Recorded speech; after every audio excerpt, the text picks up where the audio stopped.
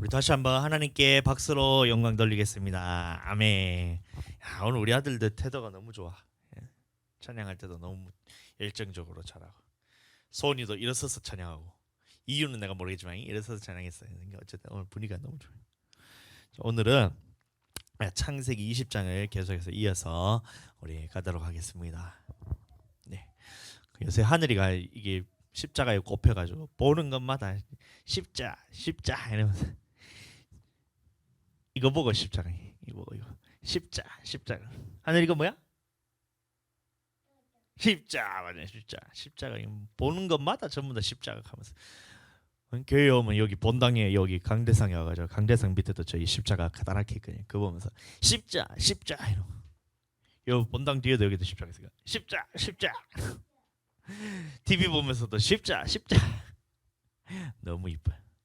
집에 가서도 뒤에 보면 전원교회라고 있는데 거기 보면 십자가, 빨간 십자가 있어. 그거보다 십자 하면 격자 무늬가 있는데 그 무늬를 보고도 십자 참 보니까 아이고, 저와도 그렇고 하늘이도 그렇고 진짜 교회 안에서 이 하나님 안에서 잘 크고 있는 것 같아서 너무 기분이 좋아요. 앞으로도 하나님 앞에서 많이 사랑받는 우리 주아가 하늘이가 되기를 축복합니다. 아멘. 이제 오늘 창세기 20장인데, 자 오늘은 한번 같이 한번 살펴보도록 하겠습니다. 창세기 20장 1절과 2절 말씀. 우리 앞에 PPT가 나오니까 한 목소리로 읽도록 하겠습니다. 시작. 아브라함이 거기서 네게부 땅으로 옮겨가 가데스와 술 사이 그랄에 거류하여 그의 아내 사레를 자기 누이라 하였으므로 그랄 왕 아비멜렉이 사람을 보내어 사라를 데려갔더니. 아멘. 이것이 오늘이 창세기 20장의 배경인 거예요. 창세기 20장이 19장에서는 어떤 사건이 있었냐면, 이제 소돔과 고모라가 이제 하나님 앞에서 멸망을 받고, 그때 롯과 두 딸은 이제 그 성을 피해서 하나님께서 명하신 산으로 가라 했는데, 롯의 이제 부탁으로 인해서 하나님께서 허락하신 것이 산까지 가지 않더라도 그 성에 이제 소알이라는 그 성에 머물 수 있도록 하나님께서 허락해 주셔서 그 소알성으로 갔을 때에 이제 하늘에서부터 유황과 불이 소돔과 고모라 땅을 멸하는 그때에, 자 롯과 그 두 딸은 성에 머물러서 그쪽에서 살았고, 롯의 아내는 어떻게 됐냐면 이제 뒤로 딱 돌아보는 순간 이게 소금 기둥이 되어가지고 거기서 이제 멸망을 받았다, 이런 내용이었어요. 그래서 오늘날 우리도 마찬가지로 하나님 앞에서 우리가 세상에서 건짐을 받았다면 하나님께서 명령하신 그 영원한 성인 천국을 향해서 계속해서 가야 되는 거예요. 아내가 이렇게 뒤로 딱 돌아보는 것이 뭐냐면 나바트라는 이 히브리어인데, 이것이 이게 돌아보다 이런 뜻인데, 그게 이제 원어적으로 해석하면 주목해서 그걸 쳐다보는 게, 뚫어지게 쳐다보고 이것을 마음을 거기에 둔다, 이런 의미가 있기 때문에, 그러면 우리에도 마찬가지입니다. 하나님 앞에서 세상에서 건짐을 받았는데 하나님 나라로 이렇게 열심히 가다가 딱 세상을 향해서 돌아서 그것을 마음을 두고 그것을 보게 되면 소금 기둥이 된 이제 롯의 아내처럼 우리 또한 멸망받을 수밖에 없음을 잘 인지하시고, 자 그렇게 해서 롯과 딸은 이제 소알성에서 거주하고, 그 다음 장면이 이제 이것이었습니다. 그 아브라함이 자 거기서 네게부 땅으로 옮겨가. 왜 거기를 떠날 수밖에 없었냐 하면, 이제 소돔과 고모라가 이제 멸망을 받았잖아요. 그러니까 그곳에서는 더 이상 살 수가 없는 그런 동네가 됐으니까 거기서 피해서 가다 보니까 어디로 가게 됐냐면 이제 네게부 땅으로 가게 되었다는 겁니다. 네게베라는 것이 뭐냐면, 아까 창세기 앞에서도 우리가 설명했듯이 애굽보다 위에고 이제 가나안 땅에 속하게 됐는데, 가나안에서 남부 지역에 있는 이 네게브라는 땅이 있었는데, 자 그것으로 옮겨갔다는 거예요. 그 가데스라는 곳과 술 사이 그랄에 거주하였습니다. 이렇게 나온 거예요. 그래서 그곳에서 거주할 때에, 자 이번에 아브라함이 또 다시 이제 하나님의 그 약속을 믿지 못하고 사레를 자기 아내임에도 불구하고 자기 누이라 하였으므로 이렇게 된 거예요. 자 아브라함이 이것이 거짓말은 아니었어요. 거짓말을 한 것은 아니었지만 하나님 앞에서 믿음으로써 고백도 아니었던 겁니다. 그래서 아브라함이 이렇게 이제 사레를 자기 누이라 하였으므로 어떤 어려움이 생겼냐면, 그 애굽에서와 같이 애굽에서도 처음에 이제 아브라함이 사레가 자기 아내라고 이렇게 얘기하지 않고 자기 누이라 이렇게 얘기하니까 그 바로 왕이 사라를 자기의 후궁으로 맞이하려는 것처럼 이 고대의 그 고대의 중동에 있던 이런 문화 자체가 이제 그 여인을 자기에게 이제 후궁으로 맞이하면서 이 세력을 넓혀가는 그런 상황이었던 거예요. 그래서 이제 그랄 왕 아비멜렉도 마찬가지로 이 사라를 자기의 아내로 맞이하려고 사람들을 보냈다는 겁니다. 사람들을.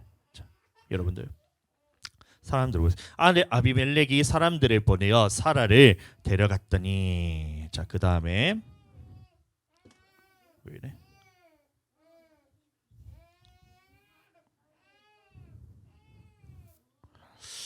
야, 큰일 났다. 여보.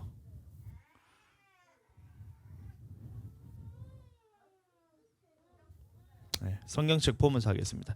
제가 이 PPT 작업을 다 해놨는데 저희 이게 집에서 하다 보니까 여기 교회로 오면서 파일을 그쪽으로 넘겼는데 이제 1번 파일만 들어가가지고 나머지 파일이 다 날라갔는데 자, 우리 창세기 20장을 펼쳐서 한번 보면서 우리 말씀을 전하도록 하겠습니다. 자, 그래서 그의 그의 아내 사레를 자기 누이라 하였으므로 그랄 왕 아비멜렉이 사람을 보내어서 사라를 데려갔다는 거예요. 왜냐하면 이제 그 당시의 문화가 어떻게 되냐면 이 세력을 넓히기 위해서는 이 사람은 나의 아내로 딱 삼으면 어떻게 하냐면 그 집안 사람들이 다 우리 식구가 되는 거예요. 그러니까 이 사람을 아내로 맞이해서 우리 세력을 넓히기 위해서 그렇게 하는 문화가 그 당시에는 그것이 이제 불법도 아니고 다들 그렇게 하는 그런 상황이었던 겁니다. 그래서 자, 사레도 마찬가지로 아비멜렉이 이제 보니까 사레라는 사람이 보니까 이게 육신적으로 끌려서 데리고 갔던 것은 아니었던 것 같아요. 왜냐하면 사레가 이제 나이가 들어가지고 90이 넘은 할머니인데 그것을 이제 외모를 보고 데려갔다라고 얘기하는 사람은 그것은 약간 좀 이제 육신적으로 눈이 좀 이상하던가 아니면 이거에 대해서 전혀 뭐 그 당시에는 뭐 사람들이 늙지를 않았다고 그렇게 믿는 건지는 모르겠는데 외모적으로 사례가 예뻐서 데리고 갔는 것이 아니고 자, 그 아내 사례를 자기의 이제 아내로 맞이하면 그 아브라함에 있는 그 많은 종들과 그 모든 소유들이 자기와 이제 동맹이 되니까 세력이 펼쳐질 수 있기 때문에 그래서 이제 사례를 데리고 갔다는 겁니다. 그래서 자기 아내를 삼으려고 데리고 갔는데 자, 그 밤에 어떻게 되냐면 3절에 보시면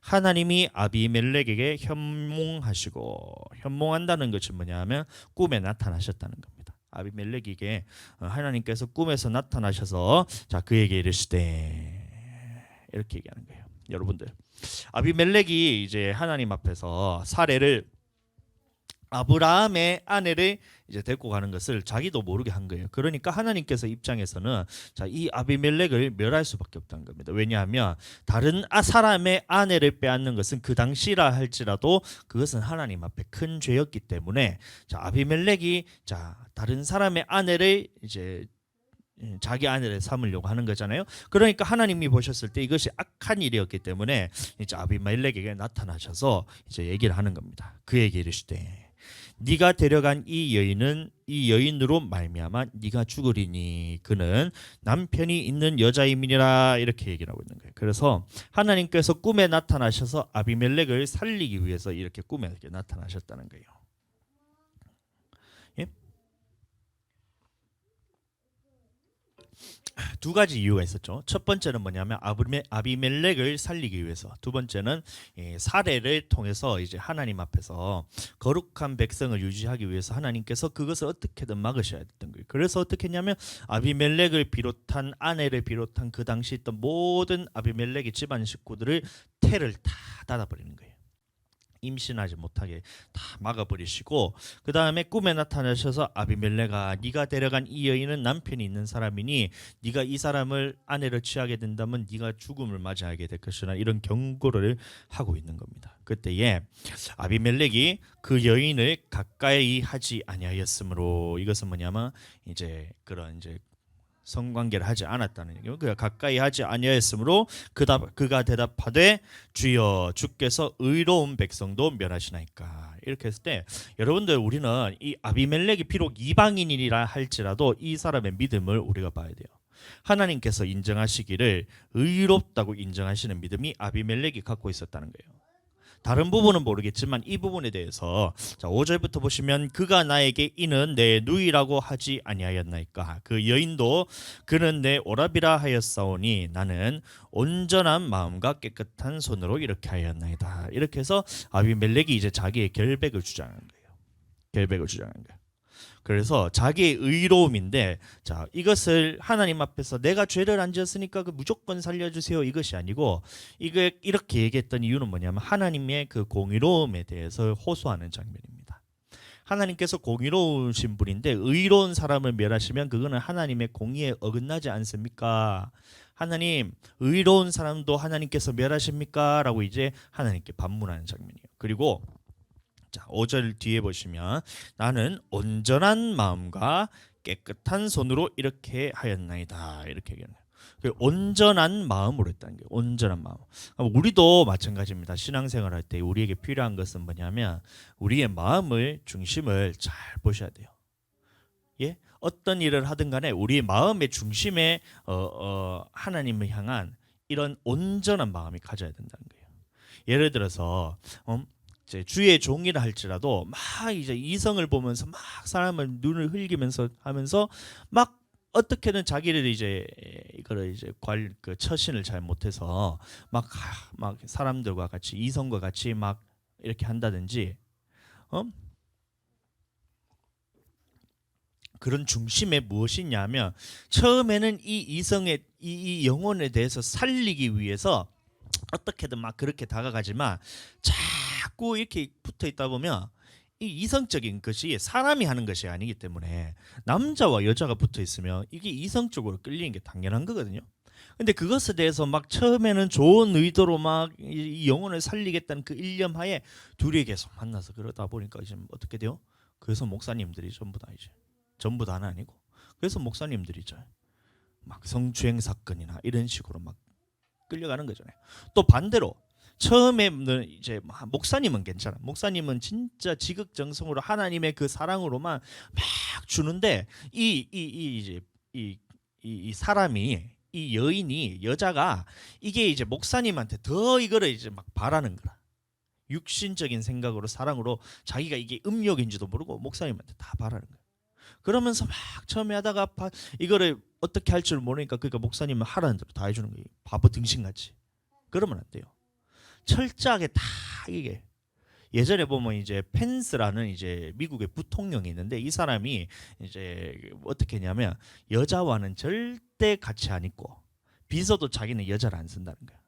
왜냐하면 이것에 대해서 하는 거예요. 음욕이란 것이 자기 스스로 어떻게 해결할 수 있는 부분이 아니니까 그래서 이 룰을 만드는 게 자기는 여성과 단둘이 절대 있지 않는다.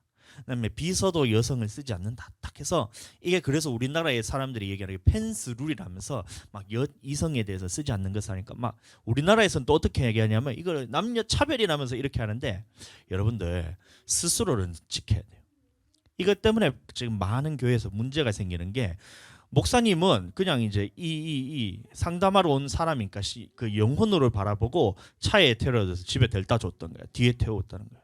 근데 그걸 어떤 집사님이 딱 보더니만 둘이서 짝짝꿍 했네 막 이런 식으로 막 얘기를 막 해서 퍼뜨리다 보니까 소문이 교회에서 목사님이 바람 폈다 이런 소문이 나는 거야. 근데 그것은 하나님 앞에 보셨을 때 깨끗한 마음이잖아요. 절대 이 사람이 음욕을 품지도 않고 막 이성적으로 이런 뭐 아무런 일도 없었는데 제3자가 보더니만 그것을 딱 이제 목사님이 바람 폈네 마네 이러면서 막 그렇게 막 하는 거라. 보세요. 그러니까 이제 마음은 온전할지 몰라도 지혜에 있어서는 그것은 옳은 일은 아니었던 거예요. 그래서 저도 마찬가지. 이 어떤 일이 일어날지 모르는 게 바로 이게 목회의 상황인 거거든요. 그래서 저도 마찬가지입니다. 저는 절대 이성이랑 단둘이 있을 생각도 없고 이성에 대해서 저는 막 어쨌든 뭐 하여튼 막 그것을 비서로 줄 생각도 없고 저희 교회는 모든 이 자매님들은 누구한테 다 맡길 거냐면 사모님한테 맡길 거예요. 사모님한테 영혼을 다 맡길 거예요. 왜냐하면 그것이 우리 교회를 보호하는 것이고 저를 보호하는 것이기 때문에 절대 차 앞에 저 사모님 외에 다른 여자가 탄다든지 그건 저는 용납을 할 수가 없어요. 제 옆자리에 다른 여자가 앉는 것에 대해서 저는 하기도 싫고 어쨌든 막 하여튼 나는 이거에 대해서 절대 그 틈을 주고 싶지 않기 때문에 그렇게 안 하고 싶은 거예요. 그래서 스킨십에 대해서도 주먹을 치고 막 이런 거에 대해서 제가 안 하고 싶은 거예요. 하고 싶지가 않아. 왜냐하면 지금은 모르지만 제3자가 봤을 때는 이것 때문에 문제가 생기는 일이 있을 수 있기 때문에 철저하게 저는 이런 부분에서는 안 하는 거예요. 그래서 사모님 계실 때 제가 이제 안수를 해줄 때도 사모님 계실 때만 안수하고 그런 겁니다. 이해가 되셨죠? 이 부분에 대해서 틈탈 수가 있기 때문에 항상 하나님 앞에서 이 조심해야 돼. 이게. 이것 때문에 교회가 문 닫는 교회가 지금 수도 없이 많거든요. 예? 제가 아는 목사님도 벌써 몇 명이나 이제 성추행이라면서 막 이제 막 재판에 받는 그런 목사님도 계신데, 왜냐하면 무분별하게 그냥 안수를 해주는 거예요. 그 기도해달라 하니까 기도를 해주는 거라. 어쩔 수 없이 목사님이 있기 때문에 기도를 해주는데, 기도를 받고 난 다음에 자기가 이게 살아남은 참 다행인데 그것만 하면 되는데 나중에 되니까 목사님한테 더 요구하는 거야. 이거를 더 요구하는 거야. 요구하는데 목사님이 안 들어주니까 어떻게 하냐면 말을 삥 돌려가지고 내가 목사님한테 성추행 당했다 이렇게 하는 거예요. 택도 없는 얘기. 그러면 어떻게 해야 되냐면, 자, 어떻게 해야 되냐면 저는 어떻게든 이것을 딱 지켜서 하나님 앞에서 내 마음의 중심을 하나님 앞에 딱 놓고 막 그런 부분에 살아가지 않는 거예요. 자, 아비멜렉도 마찬가지였던 겁니다. 자기가 딱 봤을 때에 자, 이런 부분에 있어서 자기는 이제 어찌됐든 사례를 자기를 아내로 삼으려고 했던 그 이유가 뭐냐면, 이 사람이 아직까지 결혼을 하지 않은 사람이기 때문에 이 사람을 자, 아내로 맞이하고 싶었던 거예요. 그래서 그 마음에서 중심이 어떻게 했냐면 나는 하나님 앞에서 온전한 마음으로 했다는 겁니다. 그리고 깨끗한 손이라 이 말이 뭐냐면 그 사례를 자기에게 데리고 오라 했잖아요. 이렇게 실제적인 행동으로 옮겼던 것을 깨끗한 손이라는 거예요. 그래서 성경에서 보면 마음이라 할 때는 이제 어떤 뜻을 품었을 때 하나님께서 그 계획하신 그 뜻을 품을 때는 뭐냐면 마음이라 그러고, 온전한 마음이라 그러고, 그 실제로 행할 때는 뭐냐면 이것을 깨끗한 손이라고 얘기를 하기도 하는데, 손이란 것은 하나님께서 일하시는 이 능력을 표현하는 단어로서 많이 쓰는 거기 때문에 잘 참고해 주시면 됩니다. 그래서 보면 이제 이스라엘 백성이 이제 출애굽을 했을 때 강한 손과 편팔로서 그 이스라엘 백성을 독수리 날개 업어서 이제 업은 것 같이 그 사람들을 자, 인도하여 냈다 했을 때 그때도 강한 손과 편팔로 그 사람들이 인도하여 냈다고 했잖아요. 그것과 마찬가지로 나도 하나님 앞에서 온전한 마음과 깨끗한 손으로 그 사례를 내가 하나님 아내로 맞이하려고 했습니다. 이것에 대해서 내가 이게 깨끗했다는 거예요. 깨끗했다는, 하나님 앞에서 내가 의롭게 행했다는 겁니다. 의롭게 행했다. 자, 근데 참 이 말을 들었을 때 저는 도전이 되었던 말이 뭐냐면 6절에 보시면 하나님이 또 그에게 이르시되 하나님께서 직접 이것에 판단을 하셨다는 거예요. 그래서 네가 온전한 마음으로 이렇게 한 줄을 나도 알았으므로. 이게 진짜 멋있어요.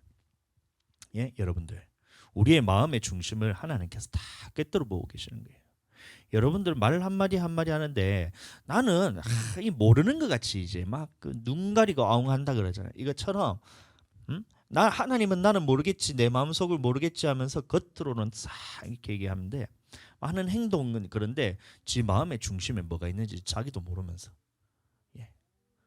그런다는 거예요. 마치 이런 거예요. 보면 타조를 우리가 이제 보세요. 타조 알죠? 타조 이렇게 좀 이거 타조 이거 타조 이거 보세요. 타조 이거 타조 앞에 보세요. 타조 이게 타조잖아. 이거 타조. 타조를 사냥하려고 하면 어떻게 해야 되냐면 타조가 막 빠르잖아요. 막 달리기로 해서는 잡을 수가 없잖아. 그렇게 잡을 수가 없잖아요. 막 달리다 보면 이게 막 다다다다다다다다다 하면서 막 도망가잖아. 이거를 쫓아가려면 쫓아갈 수 없을 만큼 빠른데 어떻게 해야 되냐면 그 지프차를 딱 타고 그 타조 뒤를 그냥 따라가면 돼. 똑같은 속도로 그냥 쭉 따라가다 보면 타조가 막 도망가다가 어떻게 하냐면 자기가 지치잖아. 그럼 어떻게 하냐면 머리를 땅바닥에 탁 박아.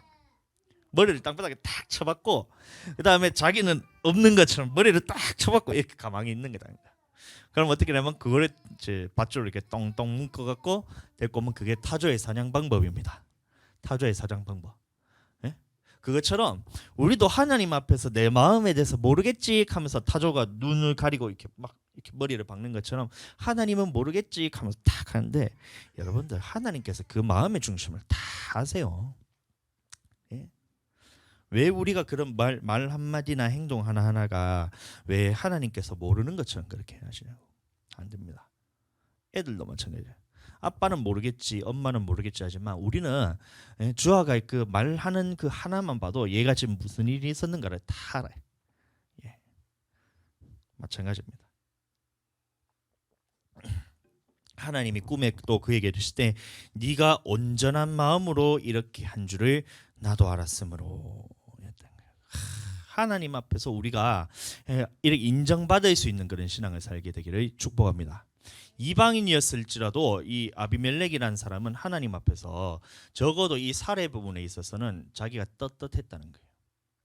야, 제가 한동훈 청문회를 제가 이제 이틀 전에 제가 봤거든요. 한동훈이 누구냐면 이제 법무부 장관 후보자예요. 그 청문회를 한다 하길래 봤는데 엄청 재밌더라고. 진짜 그렇게 개콘이 망한다는 이유가 그거 그렇다면서 막 하면서 그런 것도 있던데 봤는데 진짜 너무 웃겼어요. 근데 그 사람의 제가 이제 쭉 보면서 처음에 윤석열 대통령이 검찰총장이었을 때부터 이제 자기가 이제 검찰에서 조금 이제 지위가 있었을 때부터 그 사람의 행적을 내가 조금 이제 보기는 봤거든요. 근데 그 사람의 말하는 거나 이런 부분에 대해서 전혀 이게 떨림이 없는 거라. 야, 난 그거 보면서 야, 진짜 사람이 대단하다는 생각이 들었거든요. 청문회라는 것이 뭐냐면 이제 이 사람이 장관으로서 후보자의 장관 후보자로서 장관을 할 수 있는 그런 자질이 있냐 없냐를 이거를 검증하는 자가 청문회거든요. 그래서 질문을 참 날카롭게 잘. 그래서 이것 때문에 막 이게 뭐 걸리는 것이 있으면 떨어지기도 하고 이게 청문회를 하는 건데 탁 나가더니만 당당하게 그냥 자신의 소신을 그대로 얘기하는 거라. 야, 딱 하니까 자기는 막 이런 이제 범수완박법에 대해서 자기가 어떻게 생각하는 것부터 시작해서 자기에게 이제 어떤 이제 의혹이 딱 던져졌을 때 이런 부분에서 해명하는 부분에 있어서 자기가 당당하게 얘기하는 거예요. 당당하게. 야, 물론 그것을 들은 사람마다 판단은 다르겠지만 저는 그렇게 딱 얘기를 했을 때 이게 해명을 하는 부분에 있어서 누가 들었을 때 이것이 공감이 돼야 이게 해명이 되는 거잖아요. 자, 딱 했는데 뭐 예를 들어서 뭐 어떤 게 있었냐, 뭐 딸내미 이름으로 뭐 이거를 기부를 했다는데 이게 뭐 아빠 찬스 아니냐 하니까 그게 보니까 딸내미 이름이 아니라 한 땡땡이 뭐 한국 3M인 것 같은데요. 딱 하니까 그 사람이 당황하면서 막 이렇게 되더라고. 막 엄청 웃었는데 하여튼 당당한 모습을 보이는데 그것이 당당한 것이 이 사람에게 인정이 안 되면 그건 아무 소용이 없잖아요. 근데 아비멜렉이 하나님께서 딱 얘기했을 때 네가 이제 이 사례를 취하는 것 때문에 네가 죽게 될 것이다라는 하나님의 말씀을 들었을 때 아비멜렉이 하나님 앞에서 청문회 당하는 거랑 똑같잖아요. 이것을 검증했을 때 네가 죽을까 살까를 딱 검증했을 때 자, 그 아비멜렉이 하나님 앞에 딱 제가 깨끗한 온전한 마음과 깨끗한 손으로 했습니다라는 이런 이제 자기 앞에서 변론을 딱 했을 때 하나님이 그것을 탁 들으시고 난 다음에 그걸 인정했다는 거예요. 야, 얼마나 그 아비멜렉의 삶에 있어서 하나 이 죄에 대해서 양심을 통해서 이제 그다음 판단할 거 아니에요. 예수 그리스도께서 오신 후로부터는 그 믿고 하나님의 말씀에 순종하지 하냐 안하로 우리가 천국과 지옥이 갈리지만 예수님을 믿기 전에 그리고 하나님의 말씀이 있기 전에는 어떻게 되면 각자의 양심을 따라서 하나님께서 판단하신다 했거든요. 그런데 아비멜렉이 하나님 앞에 탁 얘기해서 나는 양심상 거리낌에 대해서 하지 않았다.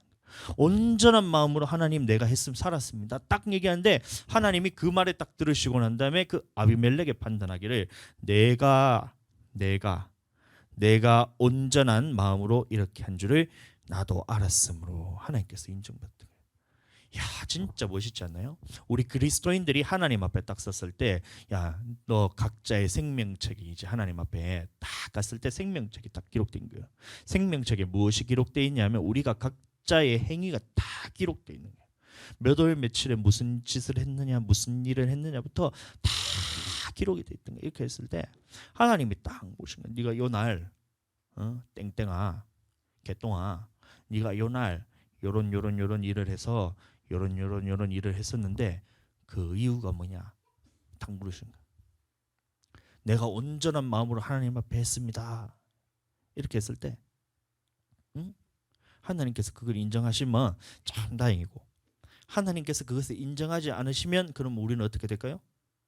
마찬가지예요. 아비멜렉이 온전한 마음으로 하지 않고 깨끗하지 않았다면 아비멜렉은 그 자리에서 하나님 앞에서 이제 멸망받았어요. 그런 상황인데 우리도 마찬가지예요. 하나님 앞에서 누가 어떤 죄를 지었을 땡땡이가 김땡땡아 동수야 네가 이날 네가 이런 무슨 죄를 지었을 때 네 미워하는 이 장면에 대해서 다 보는 거예요. 제가 이제 저번 주에 주처 때문에 내가 이제 사람하고 막 싸웠다 그랬잖아요. 막 그러면서 내 마음의 중심에 야, 이 사람이 지금 목사를 우습게 보나 하면서부터 시작해가지고 막 쌍욕을 한 걸 다 녹음을 해가지고 어떻게 했냐면 이것을 이제 나는 이제 정신병원 가서 치료받으면서 이것 때문에 심장이 벌컹거려서 내가 살 수가 없다면서 그 사람을 감옥 보내려고 막 이런 짓을 내 속에서 꾸미고 있었다는 거예요. 그 부분에 하나님이 나한테 딱 물으신 거예요.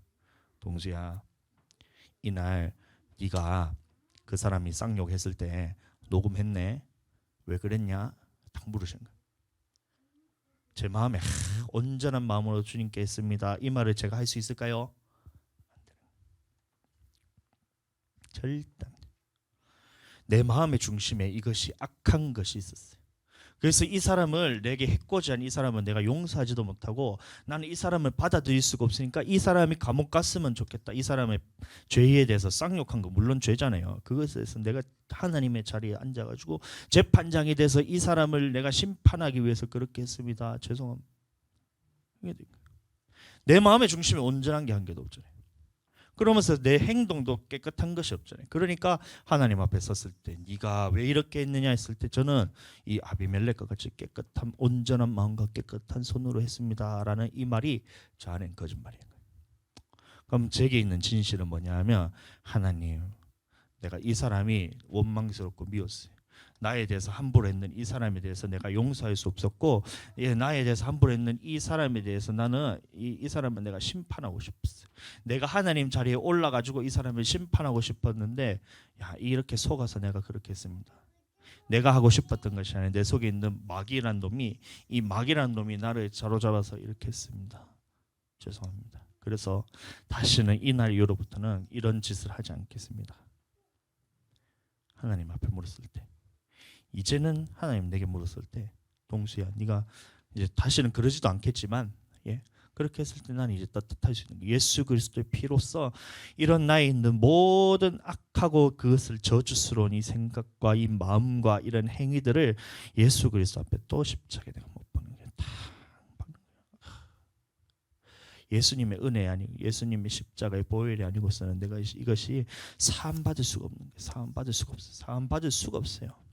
우리가 겉의 행위는 비록 들키지 않았죠. 그것을 본 사람이 아무도 없었어요. 그 행위에 대해서 아는 사람이 아무도 없었어요. 아무도 없어요. 세상 사람들도 아무도 모르고 내가 얘기 안 하면 아무도 모르잖아요. 근데 내 마음의 중심에 있어서 이것을 딱 보신 분이 누구셨냐? 바로 하나님이셨던 거예요. 그래서 동수야, 네가 그날 왜 그랬냐? 제가 두 손 두 발 다 하고 입이 10개라도 할 말이 없다. 하나님, 내가 너무 악해가지고 내 속에 아직까지 이런 게 남아 있어서 내가 이게 내 끝까지 이것을 붙잡고 가면 하나님 앞에서 내가 멸망받을 수밖에 없으니 하나님 이것을 내게 보여주심에 감사합니다. 그래서 내가 철저하게 이거에 대해서 내가 두 번 다시는 내가 누가 나에게 해코지를 하고 나를 어떻게든 나를 괴롭힌다 할지라도 나는 그냥 죽고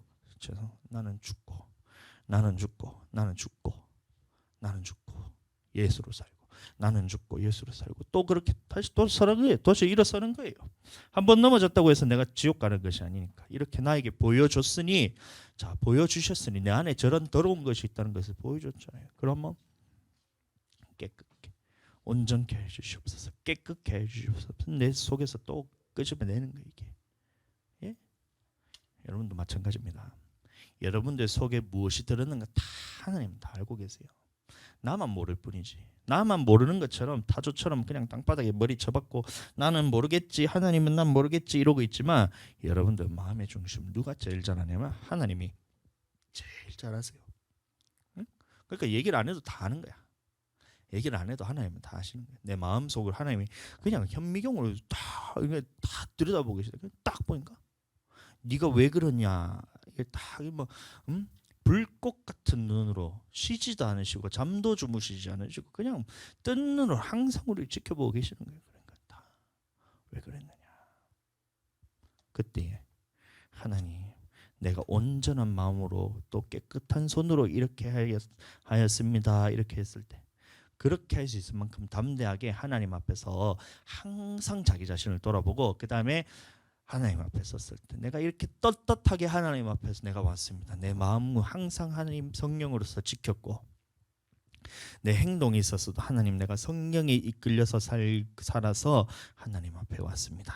딱 했을 때 그래 네가 그렇게 온전한 마음으로 이렇게 한 줄을 나도 알았으므로.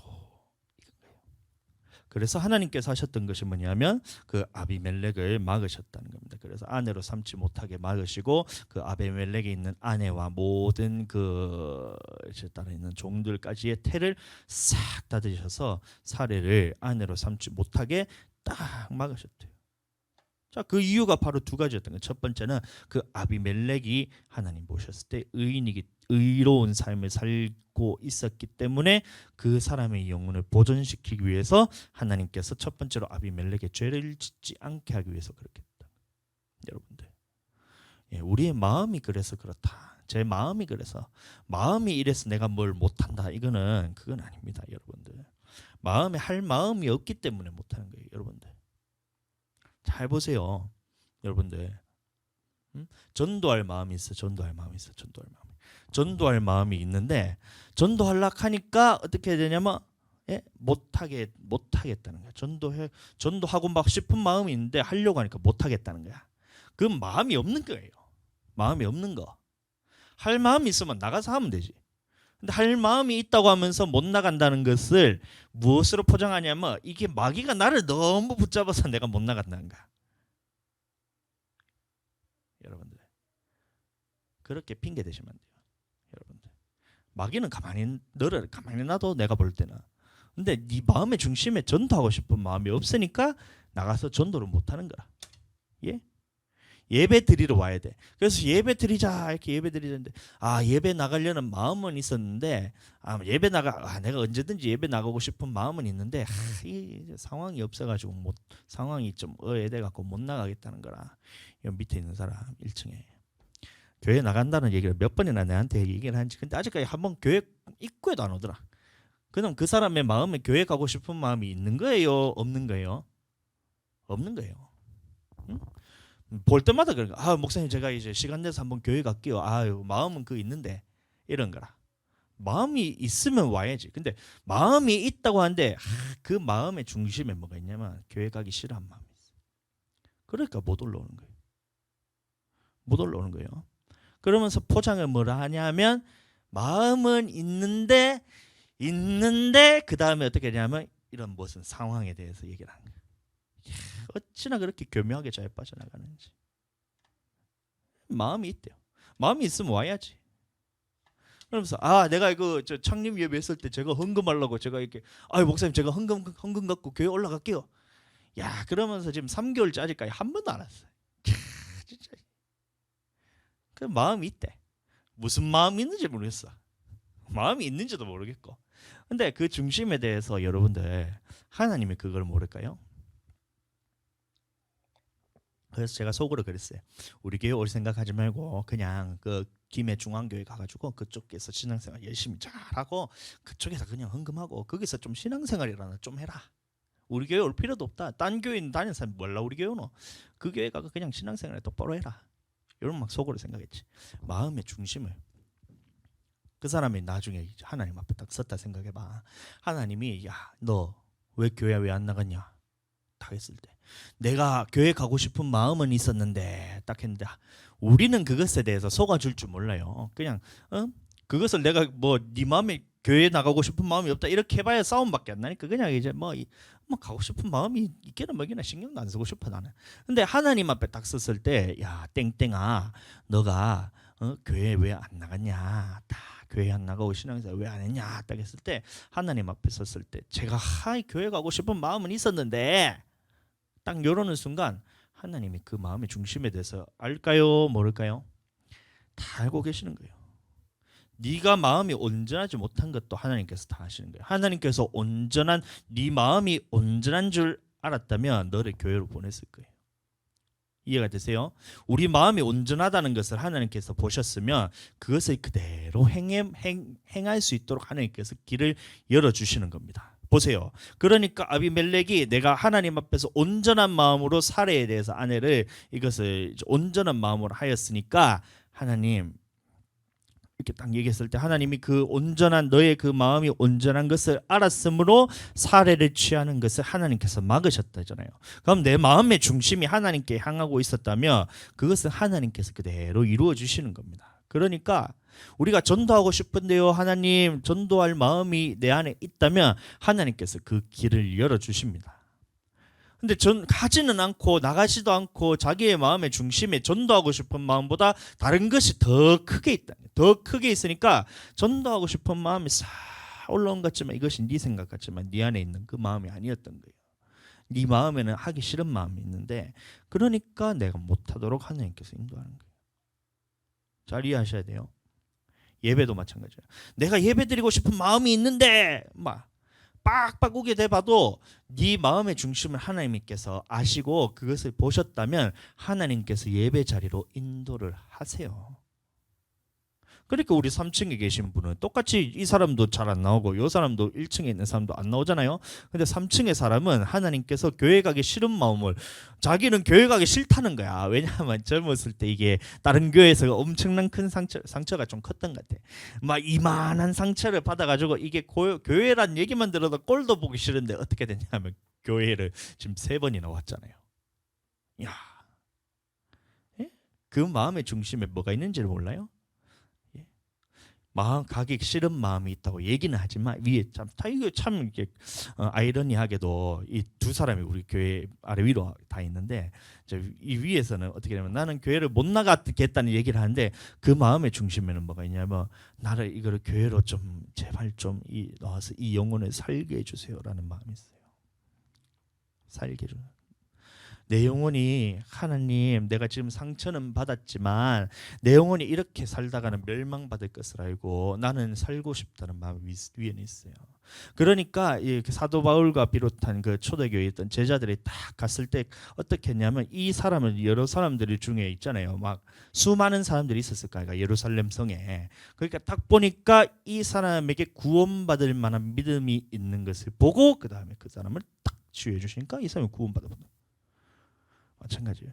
그 중심에 뭐가 있는가를 딱 보면 위에 있는 이 사람은 교회 말은 그렇게 했어요. 교회 나가기 싫다는 말은 했지만 그 중심에는 내 영혼이 구원받고 싶다는 그 간절함이 있는 거야. 그래서 어떻게 해요? 가만히 내놨지 그냥 내놨지. 교회 오겠구나 싶어서. 그러니까 선교사님한테 한번 핑계는 이렇게 되죠. 선교사님이 가서 사진 찍어서 이거 뭐냐 증거를 남겨가지고 보내라 해서 자기가 내려왔다 하지만 그 마음의 중심에는 교회 가고 싶은 마음이 있는 겁니다. 교회 오고 싶은 마음이 있어. 기도하고 있어요. 그 되고 여기는 아랫집에 있는 사람은 아이고 내가 교회 한번 갈라 했는데 라고 했는데 3개월 동안 아직까지 교회 문턱에도 나오지도 않고 교회 그 입구에도 안 왔어요. 그 마음의 중심에는 가고 싶은 마음이 없는 거예요. 없어. 그럼 어떻게 내비놔야죠. 오락한다고 와가지고 오면 또 날 붙잡고 또 힘들게 할 거 아니야.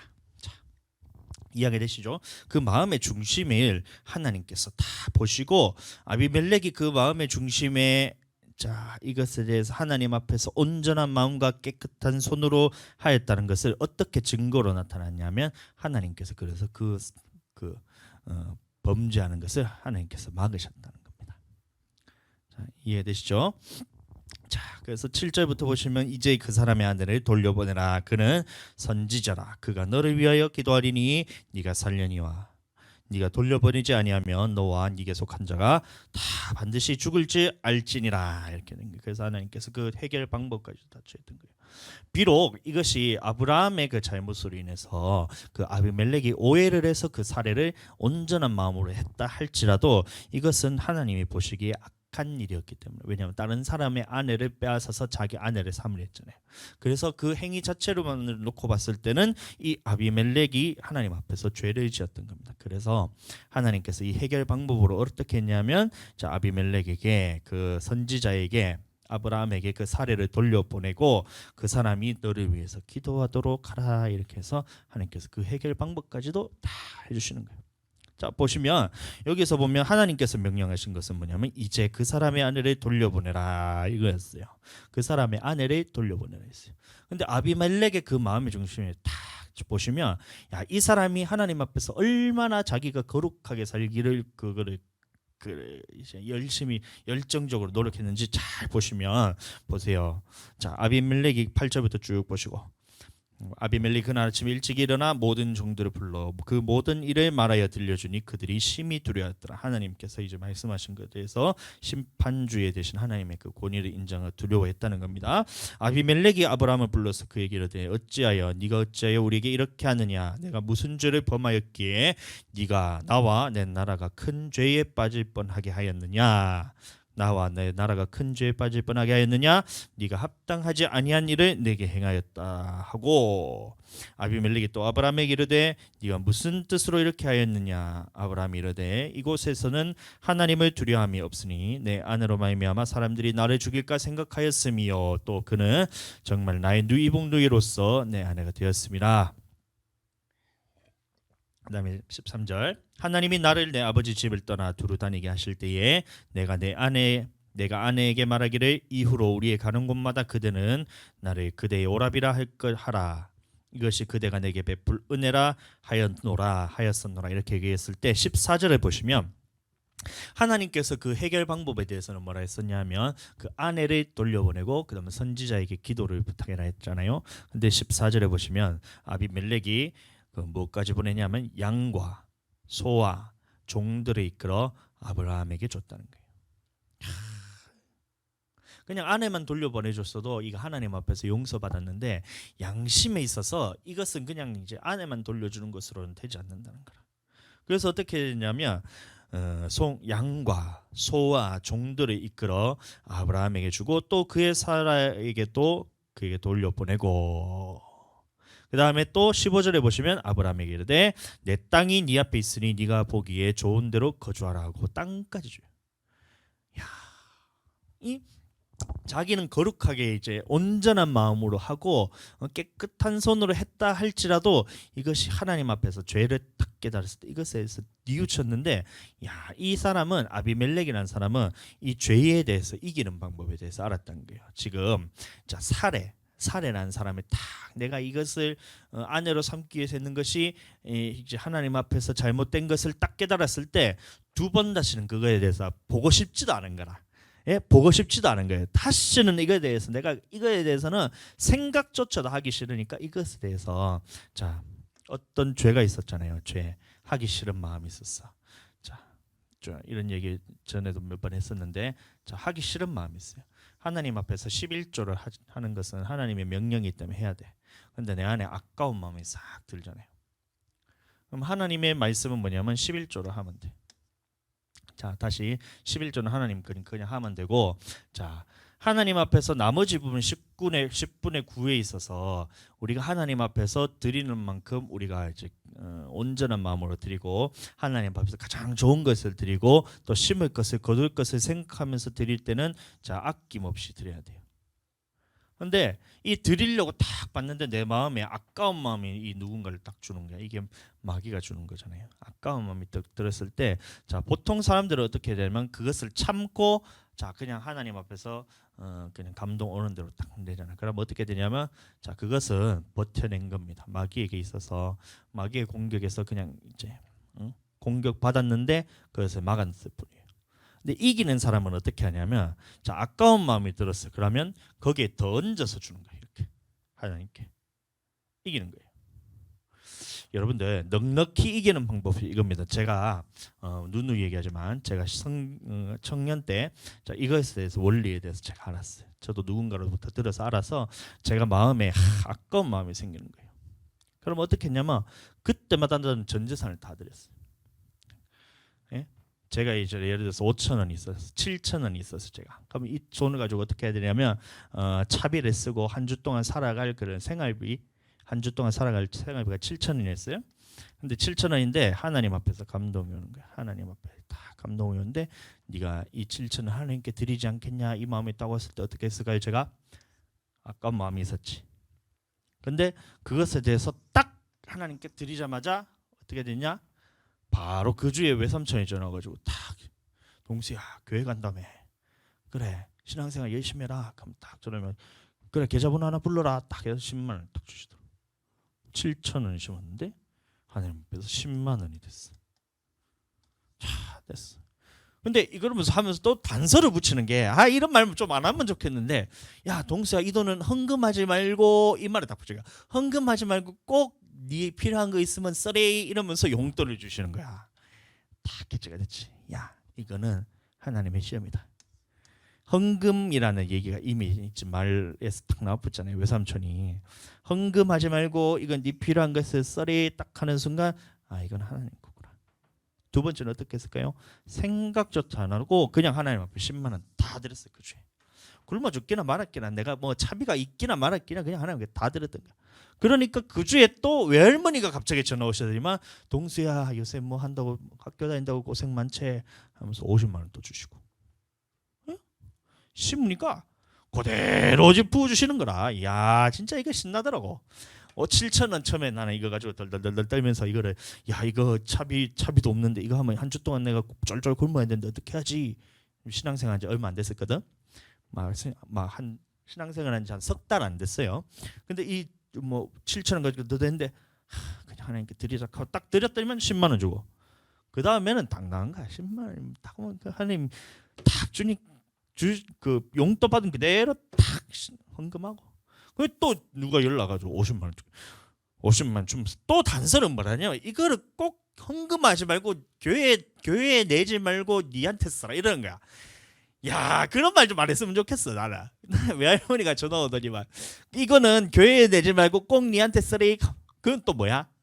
교회에 내지 말라고 준 건? 교회에 내는 거고 딱 그대로 당금한 거야. 그 외숙모가 있고 그 저거는 작은 어머니 숙모죠. 외숙모가 숙모 작은 아버지의 아내 그 작은 어머니가 또 전화가지고 용돈 주시고 그럴 때마다 저는 다 드렸어요. 자 그러니까 어떻게 돼요? 자 마귀는 어떻게든 이것을 아끼고 못 내게 하도록 딱 막아서 내 영혼을 어떻게든 이 돈이란 것에서 묶여서 돈이란 부분에서 묶여서 하나님 앞에서 가리려고 하는데 나는 이것에 대해서 관심조차 안 가져요. 돈에 대해서 지금도 저는 관심조차 안 가집니다. 돈이 필요 없어요. 저는 돈이 필요 없는데 주면 좋고 없으면 말고 뭐 굶으면 굶는 거고 뭐 안 굶으면 좀 많은 거고 뭐 또 밥 사주면 먹는 기고 굶으면 굶는 거고 이런데 아직까지 한 번도 굶어본 적이 없어. 내가 먹기 싫어가 굶은 적은 있는데 신경도 안 써요. 근데 하나님 다 채워주시잖아요. 자 그 다음에 그럼 어떻게 돼요? 마귀는 어떻게든 이 부분에 대해서 막으려고 이 마귀가 돈 부분에 대해서 네가 아깝지라는 생각을 들어서 그 다음에 이 돈에 매이게 하잖아요. 그러니까 이기는 사람은 어떻게 되냐면 이것에 대해서 신경 쓰지 말고 하나님 앞에 딱 드리자 이제 더 이상 마귀가 공격할 게 없잖아요. 아비멜렉이 그랬던 거예요. 아비멜렉이 했을 때 하나님 앞에서 이 사례를 통해서 내가 범죄할 뻔했는데 이것에 대해서 꼴도 보기 싫은 거야. 내가 이런 부분에 대해서 매이고 싶지 않으니까 어떻게 했냐면 이제 아브라함과 사례에게 누구 뭐 양도 주고 소도 주고 그다음에 종들도 이끌어서 아브라함에게 딱 주고 난 다음에 이것에 대해서는 쳐다보기도 싫었다는 거예요. 죄에 대해서 끊는 거 그겁니다. 죄에 대해서 난 쳐다보기도 싫어. 근데 뭔가 할 때마다 넘어지잖아요. 왜 그러냐면 여전히 아직까지도 이것에 대해서 놓지를 못하고 내 마음의 중심이 여기 있으니까 아직까지 시험을 드는 거예요. 돈에 대해서 아무런 그런 욕심, 돈에 대해서 아무런 관심도 없어. 왜 돈 때문에 미혹이 돼요? 근데 돈 때문에 미혹이 되는 거는 뭐냐면 내 안에 아직까지 이게 있었다는 거예요. 근데 아비멜렉은 사례를 통해서 이 다른 사람의 여인을 내가 취할 뻔했다. 그 다른 사람의 아내를 내가 가질 뻔했잖아요. 예, 그러면 뭐예요? 불륜을 저지를 뻔했다는 요 자체만으로도 자기는 이게 거들떠보기도 싫은 거야. 그러니까 다 그냥 도로 갖고 가라. 네가 다 갖고 가라. 양도 소도 줄 테니까 네가 다 갖고 가라. 그 다음에 또 얘기하려면 자, 또 16절에 보시면 사라에게 이르되 내가 은천개를 네 오라비에게 주어서 그것으로 너와 함께한 여러 사람 앞에서 네 수치를 가리게 하였느니 이 일이 다 해결. 그래서 사례까지도 딱 해서 얼마나 이게 수치요. 그 다른 사람의 이제 아내임에도 불구하고 불륜을 저지러가 내 아내가 되는 거잖아. 아비멜렉의 아내가 되는 거잖아. 그러면 이 사라 입장에서는 수치스러운 일이잖아요. 근데 이것까지도 나는 쳐다보기도 싫다. 그냥 하나님 앞에서 자 이걸 다 그냥 후하게 쳐준다는 거예요. 이거를 보면 이제 이스라엘의 문화에서 보면 이 아내를 취하기 위해서는 어떻게 해야 되냐면 이 납폐금이라고 혼수금을 줘야 돼. 혼수금을 줘야 돼. 그것까지도 다 주면서 다 주면서 이 사례의 그 수치를 가리는 것까지도 아비멜렉이 다 했다는 겁니다. 예? 이해가 되시죠? 아비멜렉이 마음도 깨끗해서 온전한 마음으로 했고 깨끗한 손으로 했다는 것은 뭐냐면 이게 거리낌이 전혀 없었는데 자기의 행위에 있어서 드러났던 것이 결과가 어떻게 되냐면 다른 사람의 아내를 내가 취할 뻔했던 거야. 취한 것도 아니고 취할 뻔했는데 이것조차도 하나님 앞에서는 용납하기 싫어서 이 죄의 부분에 대해서 마귀는 어떻게든 그것을 다 매이게끔 하는데 이것을 딱 이기는 장면입니다. 그래서 아비멜렉이 양도 주고 소도 주고 그다음에 종도 주고 은천계로서 이 부분에 대해서 완전히 죄에 대해서 끊어버렸어요. 완전히 끊었어요. 자, 그럼에도 불구하고 어떻게 돼요? 한 가지 남은 것이 뭐냐면 아브라함이 17절에 보시면 하나님께 기도하매 하나님 기도해. 결국에는 선지자가 기도했어요. 자, 오늘날에는 우리가 선지자에게 찾아가 가지고 죄의 용서를 받고 이렇지는 않아요.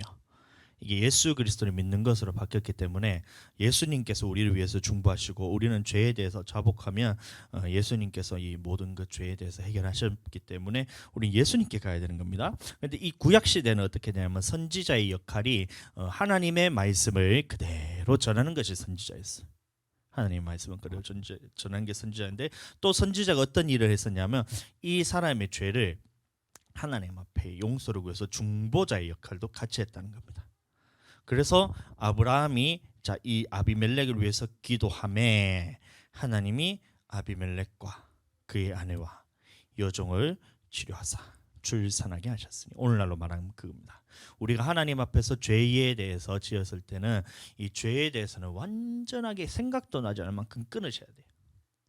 아비멜렉이 했던 것처럼 그냥 이거 했던 거 그냥 한 번 안 하고 말지가 아니고 그냥 완전히 그래서 꼴도 보기 싫을 만큼 죄에 대해서는 내가 이제 피 흘리기까지 싸우라는 하나님의 말씀이 있듯이 이것에 대해서 완전히 끊김이 될 정도로 하나님 앞으로 돌아가는 이만큼. 그래서 돌려줘. 양도 주고 소도 주고 종도 주고 은천계도 주면서 이거에 대해서는 완전히 끊어내고 난 다음에 그다음에 아브라함이라는 중보하는 이 선지자를 통해서 기도를 딱 하니까 하나님께서 이것을 받으셨다는 겁니다. 오늘날 우리도 마찬가지입니다. 이 죄에 대해서는 완전히 끊으셔야 돼요. 어떠한 죄든지 하나님 앞에서는 이것이 꼴도 보기 싫을 만큼 죄에 대해서는 완전히 돌아서야 돼. 다 돌아서야 돼. 다 완전히 돌아서고 그 다음에 어떻게 해야 되냐면 예수 그리스도께로 나와서 오늘날 영원한 중보자가 되신 예수 그리스도께 나아가서 이 죄를 사함 받을 때 예수님 앞에서 우리가 기도할 때에 그렇게 될 때 이 모든 것이 다 이길 수 있는 그런 인정되는 신앙이 된다는 겁니다. 이해가 되셨죠? 죄 지을 때 어떻게 해야 되라고요? 죄 지었을 때 어떻게 해야 돼요? 그냥 나는 이제 죄 다시는 안 지어야지 이게 아니라 완전히 돌았어요. 꼴도 보기 싫을 만큼 난 이것에 대해서 내가 쳐다도 안 보겠다. 이게 있어야 돼. 이해가 돼요? 다윗이 우리야의 아내 바세바를 이 계획살인 우리야는 계획살인하고 바세바를 어떻게 자기 아내로 삼아가지고 이 다른 남자의 아내를 지가 데리고 갚자 이 대도 안 한 짓을 했잖아. 그 다음에 나단 선지자가 그 다윗에게 갔을 때 다윗이 당신이 진짜 하나님 앞에 큰 죄 짓다 이걸 완전히 돌아서 붙잖아요. 침상에서 눈물을 흘리면서 그것을 하나님 앞에서 회개하고 난 다음에 그 다음에 했던 것이 뭐냐면 평생을 자기가 잠자리를 갖지 않았다. 잠자리 갖지 않았다. 그만큼 죄에 대해서는 돌이켰다는 겁니다. 이해가 되셨죠? 그런 것처럼 마찬가지. 우리도 마찬가지. 저도 그 얘기했잖아요. 내가 이게 너무나 난 이게 꼴도 보기 싫은 거예요. 내가 이거 목사라는 사람이 이 욕을 쌍욕을 누가 내한테 했다고 해가지고 내가 그 사람에 대해서 해코지 하려고 녹음을 다 해가지고 경찰서에 들고 갈라 했더니 이 마음이 내 안에 있었단 거야. 응? 그날 설교가 뭐였냐면 금요일 날 그날 설교가 뭐냐면 하나님의 사랑에 대해서 설교를 하면서 이게 용서하는 것이 더 쉽고 막 이렇게 설교는 실컷하고 집에 가서 나에 대해서 쌍욕하는 이 사람의 말을 딱 듣는 순간 이성이 딱 끊어지면서 야, 이 녹음을 해가지고 경찰서에 신고해서 니 한번 주고 봐라. 여기 있는가. 이 내 마음속에 있더라고. 그래서 다 그것에 대해서 딱 얘기를 하는데 내 마음에 있는데 이게 나는 꼴도 보기 싫어 이제. 그러니까 예전에 있었던 나의 그런 신앙생활들부터 시작해서 예전에 윤석준 목사님이 새벽 기도를 하고 났더니만 새벽 기도하고 사모님하고 이렇게 다 이제 팔짱 끼고 나고 있는데 새벽 4시쯤 돼서 이제 가고 있는데 어떤 사람이 이제 머리를 이렇게 탁 쳐박더니만 야, 이 개새끼야 이랬다는 거야. 개새끼를 좋아하네 너? 이랬다는 거야.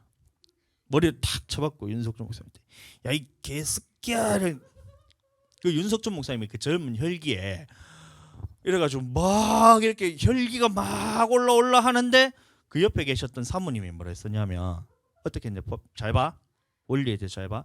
그때 그 윤석준 목사님의 사모님이 뭐라 했냐면 팔짱에 딱 붙들고 여보 저 사람의 하나님께서 하신 말씀은 하나도 그냥 땅에 떨어진다는 것이 없다 했으니까 저 사람 입에서 개새끼라는 말이 나오면 내 안에 아직까지 개 같은 것이 들어있으니까 말한 거라면서 딱 돌아서는 거야.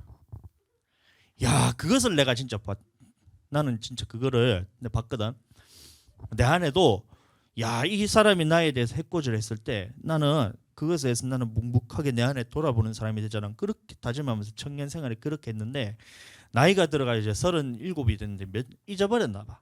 그러니까 내한테 야, 이 뭐 그 저 주차장에서 주차 때문에 했는 사람이 뭐 하여튼 입에 닿기 싫어. 씨 뭐 발 뭐 그 뭐 개 뭐 새 뭐 다 막 얘기를 하길래 딱 내 속에서는 이게 내 안에 있었던 거야.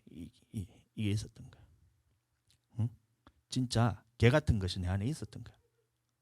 개 같은 것이 있었던 거예요. 개 되게 빵빵 터지네 너 오늘. 어? 있었다는 거야. 그러니까 어떻게 돼요? 아, 이거 가지고 천국 못 가는데 꼴도 보기 싫더라고 이제. 내가 이렇게 하나님 앞에서 막 그렇게 나는 이제 나는 죽고 나는 육신은 죽고 하나님의 성령으로만 살려고 그렇게 내가 얘기를 하고 말씀도 전하고 막 그렇게 사는데 아직까지도 내 안에 이런 그 사람이 말한 것처럼 내 안에 개 같은 것이 있다니까. 있더라고. 그러니까 또 돌이켜. 감사하다 하나님. 저 사람 입에서 내보고 개새끼라 그러는데 내 안에 개가 들어있으니까 그런 거 알게 하시려고 그런 거구나. 감사하다. 이런 거 없어? 너 안에는 없어? 있어. 마음의 중심에.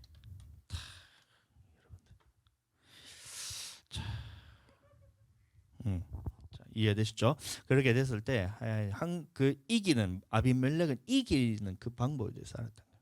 그러니까 어떻게 돼요? 다 그냥 이 죄라는 거에서 꼴도 보기 싫다는 거예요. 그러니까 완전하게 돌이키는 거예요. 완전하게. 저도 이제 꼴도 보기 싫어. 내 안에 이런 게 있다는 게 나는 꼴도 보기 싫어.